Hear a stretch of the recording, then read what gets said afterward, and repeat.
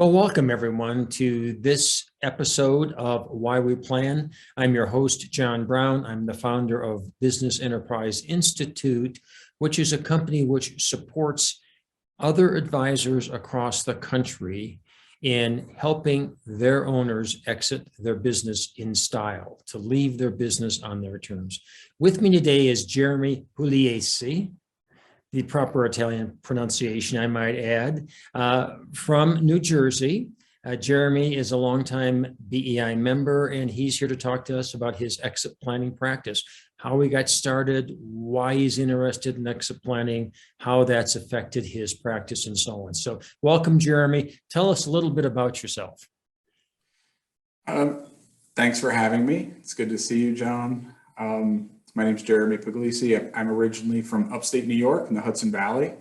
I currently live in West Milford, New Jersey, where I'm a financial advisor with International Planning Alliance and certified exit planner, wealth management certified professional, retirement income certified professional.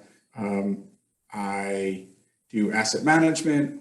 We also do quite a bit of succession planning and ownership transition for a lot of local business owners. So yeah, thanks for having me.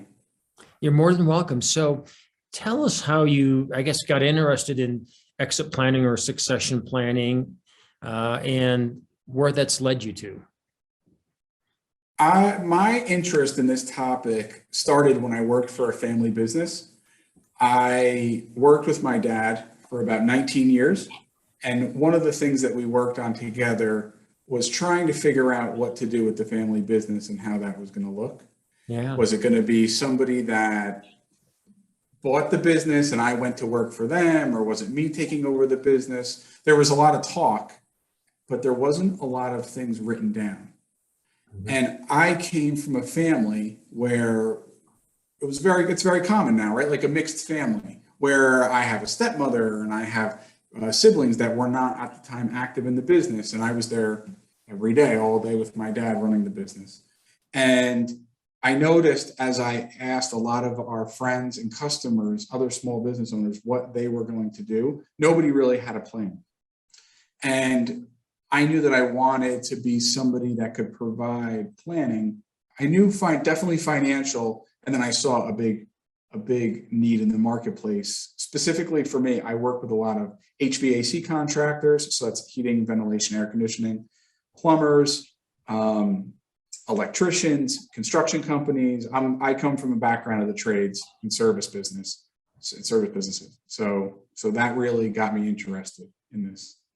Yeah, and those, and then when I practiced law, that was really my focus too, was construction companies. I just enjoyed working with owners of construction companies. They were pretty upfront, hardworking, and they're really they were the people who made our country what it is today in many ways. But like to your point, none of them, at least that I worked with initially, didn't have a good understanding of how they could get out of their business successfully. And so that led me into exit planning. I suspect that's the same path that you've trod. Yeah, I also I'm an early morning person. And I like most of my client meetings with business owners, they have to get on the job site, they have to get their guys out in the field. So I'm meeting with them at like 6 a.m. And they like the idea that somebody's going to come in, have a cup of coffee at their warehouse with them or at their office, and we're going to talk to them before the chaos of their day starts. So I think that also got me a lot of brownie points with a lot of business owners because I'm not afraid to get up and show up there early and do the work. And they respect that, right? They're all hardworking individuals that really respect that level of like intensity when you're going to do something. So when you meet, that's interesting. I mean, that's so many exit planners have really gone down the same process. They started working with owners, wanted to help them, decided that they needed to have more understanding of a planning process, specifically succession planning or exit planning, and that's changed their practice. So how has exit planning changed your practice? It's It's amazing. In the beginning, I started working with people, with business owners, and telling them that I was an exit planner before I had ever done any exit planning, just knowing that I had the support of my firm. This was before I was involved with BEI, right? And I learned about it. We have other gentlemen who have a lot of experience in it. So I would open up the meetings, then I would bring in somebody more experienced. And then as that went on, and I did a couple cases that way and a couple different plans that way, I was able to get exposed to, I would say, really intricate thought processes where you have to really understand somebody's business and you have to be over on their side of the table, right? Like you got to really understand what's going on so that you can make recommendations that are very impactful and going to make a change in their life. I liked that. It wasn't cookie cutter, right? I didn't want something cookie cutter. I wanted something where I could be stimulated, and it was really a problem that had to be solved on a complex level. And I would have the help of CPAs and attorneys and all of this. That, I would say, mentally, that really changed my practice and how I approached planning. I tried to become very thoughtful about all the different recommendations that I would make and how it would impact the client. And then another way, once you become the person, I'll give you an example. A business owner, plumber, 50 employees, right, has a partner. That my customer, my client works very hard. His partner may not, he would almost be considered inactive, right? But he still owns 50%. It's very common with partners. And these are gentlemen in their 70s, or late 60s at the time. And they had tried many times to dissolve their partnership. And we were able, to come in, work with them and figure out something a deal that worked for everybody. And they were able to dissolve that relationship or dissolve their partnership. And then my client stayed on. So we helped get that. Now he says, I want to sell my business, but we have a 2-year wait period from our old transaction of getting rid of that old partner. So now we have 2 years to make the business really profitable and then really get it ready for sale, secure the management team, get everything really ship-shape so that when we go to market, it's going to look shiny, right? That to me is that's a very attractive process. You're really seeing a change in somebody's life, and a lot of lives, the employees, everybody that works there. So that's a great story. So your practice today, what percentage of your time spent is involved in planning of this type, exit planning, versus in providing financial planning, strictly financial planning? 50%. Wow. 50%. Yeah, I have standing meetings 3 days a week with business owners that usually they'll take me, I guess, my face-to-face meetings right now standing are 3 days a week from like 7:30 to 10:30 with business owners every week, except for vacations and holidays. So I have prep time. And then, there's also a process of follow-ups and all the action items that get gathered when you go meet with the business owner. What are we going to execute, right? So I would say 50% of my time, even today, I signed on another large company in the Northeast that we're going to be working with to help transition ownership. So as a financial planner, are you also doing the investment advice and financial planning for these clients at the same time? So it depends. When a client signs on and it's in a consultation, right, on a consulting agreement, we're not giving any investment advice. That consulting agreement is just for exit planning, or maybe employee retention, right, or maybe some sort of a paid negotiator, if like in the dissolution of a partnership. So I'm not giving investment advice. However, they do come to learn about the way that I conduct myself professionally, right? They're exposed to the level of hard work and attention they get. And that after that engagement ends, I find myself, we're sitting at the end of whatever that engagement, that deal. Yeah. And they're like, all right, what's next? Right? Like, what's the next thing that we can do together? And they want me engaged. They want me to be with. So then it's a natural transition to asset management, financial planning, retirement planning, not just for them, but multi-generational planning, right? For their kids, if the kids are active in the business, like just all of that. It's a natural transition. Yeah. Yeah. So I want to talk just a minute about how you charge for that, because that's time consuming. It's high level, valuable advice.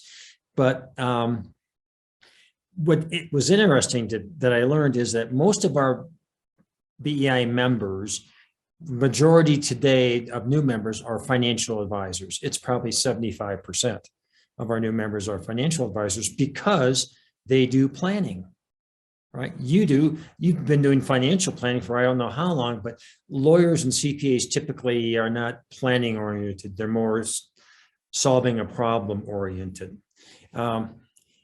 So they are already doing financial planning for a client when the financial planners, and then they talk about exit planning. To some extent, you're the reverse of that. You're going in and developing a relationship based upon how to help them plan for the future of their business and to exit their business. And then, if appropriate, you do the financial advisory work. Yes. So my first question is, how do you develop those clients if they're not coming from exit planning clients, if they're not coming from your financial planning practice? Well, there's a few ways. I mean, I did work in a family business, a small family business for a long time. So I developed relationships. Now, I would say out of the 350 clients I had in my other career, I probably 5% of those are the cream of the crop that I want to work with. So it doesn't mean I have 350 business owners that are like the ideal client. It means that I probably have 15, right? Out of 350. Yeah. Now, that being said, I have relationships with CPAs, attorneys, turnaround experts, right? So sometimes when a business is struggling, they'll hire a turnaround consultant to fix the business up, get it profitable. Well, that's like a perfect person for me, right? I mean, a turnaround, if you have somebody that's coming in for 12 to 24 months to fix a business and make it more profitable, and then we actually have something to develop and protect and kind of market, I mean, that's a great referral source for me.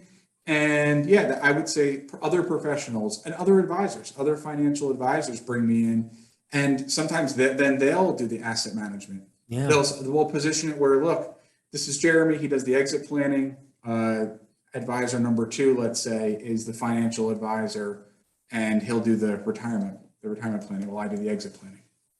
That's interesting. So I'm guessing your exit planning projects, your clients, some are fairly straightforward. In fact, it may not be an entire exit plan. Maybe it's just developing an incentive plan for the key people or something like that. And others might be a complicated scenario with different moving parts, multiple owners, children involved, et cetera.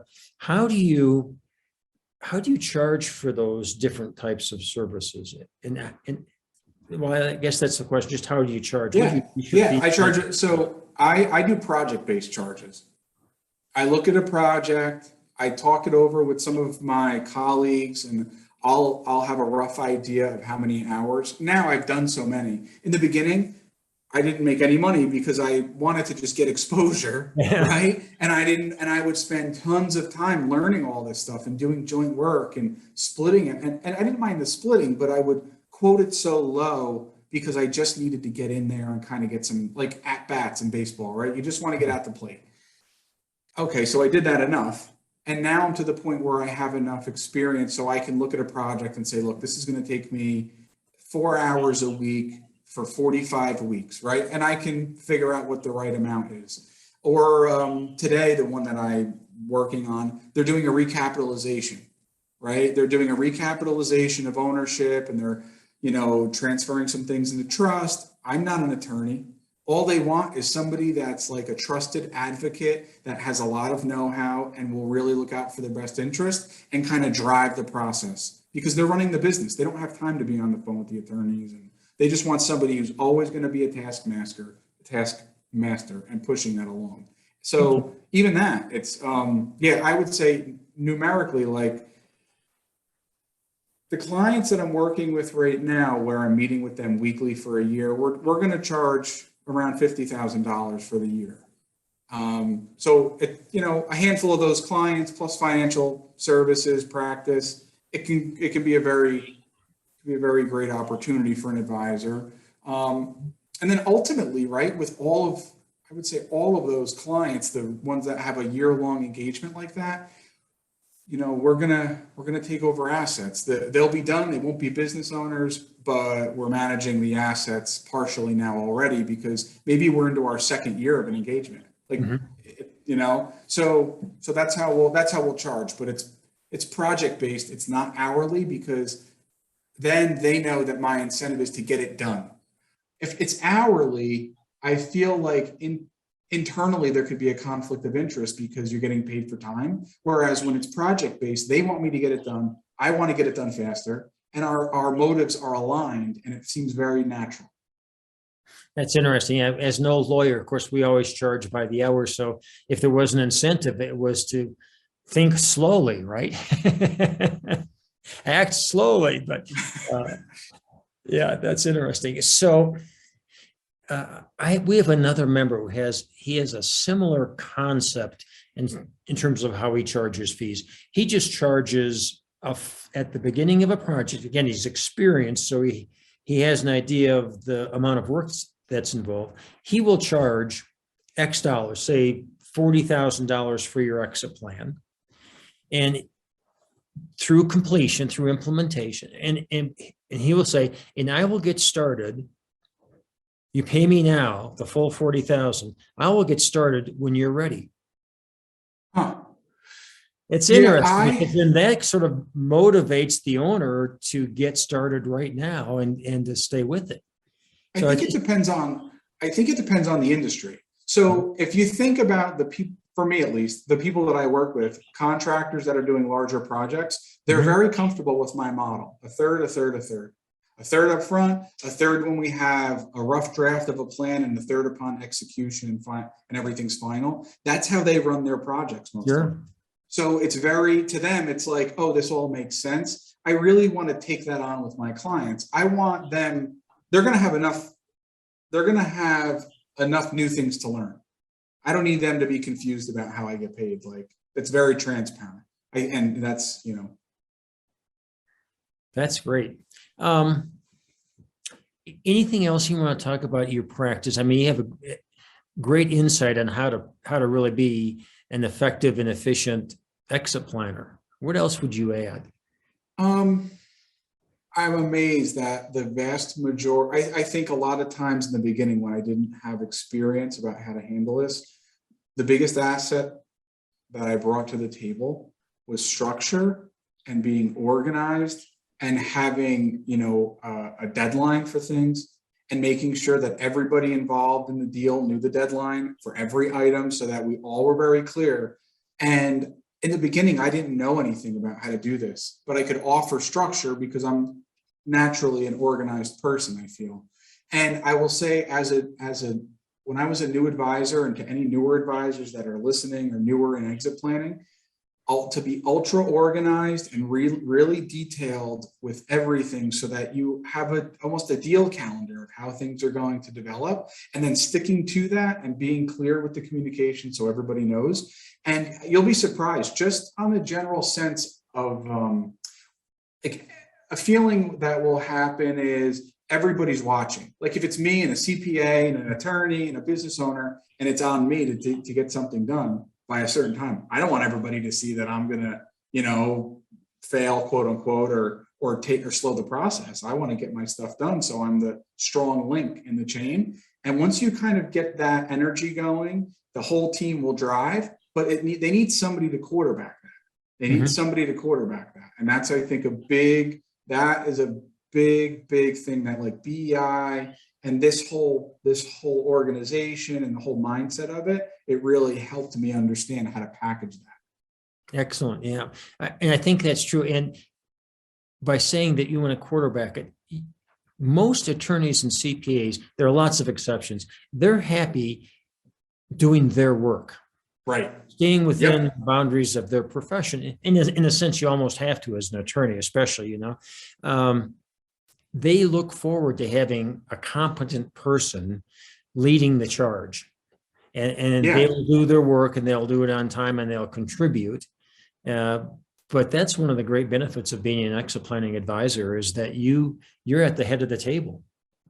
Yeah, and I think once a business owner has an experience, that's how you prove your net worth, or you're proving your worth to them, not your net worth, but you're proving your worth, right? That money that they spend and the fees that I collect, once they experience what it's like to have something that is really it's a finely oiled machine, right? Like this process is driving through and it's going to get done, and we're all going to kind of, arm in arm walk through this and get it done, right? And I think that is really where they're seeing a return on their investment, because it's an investment. They're a business owner. They work hard. They're doing their best to be profitable and to make money. And for me, that's not lost. So when they cut a check and they're paying a fee, they have to get something for it. They have to get, something that's material so they can see a difference. And that is the real return they get, because,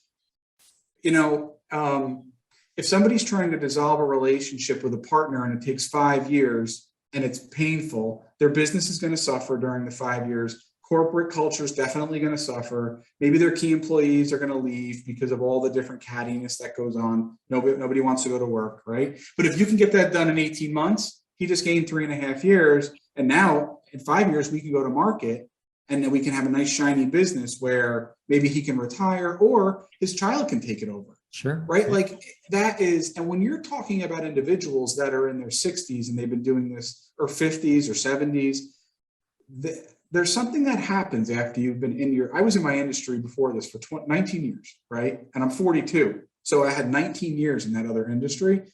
Once you start to get close to having decades in an industry, you start to really want to be useful with your time, like really efficient. Like I don't want to waste any time.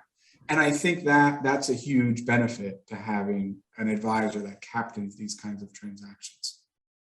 Well, that is why we plan. That's right. That's right. Yes, it is. Thank you very much, Jeremy. Thank you.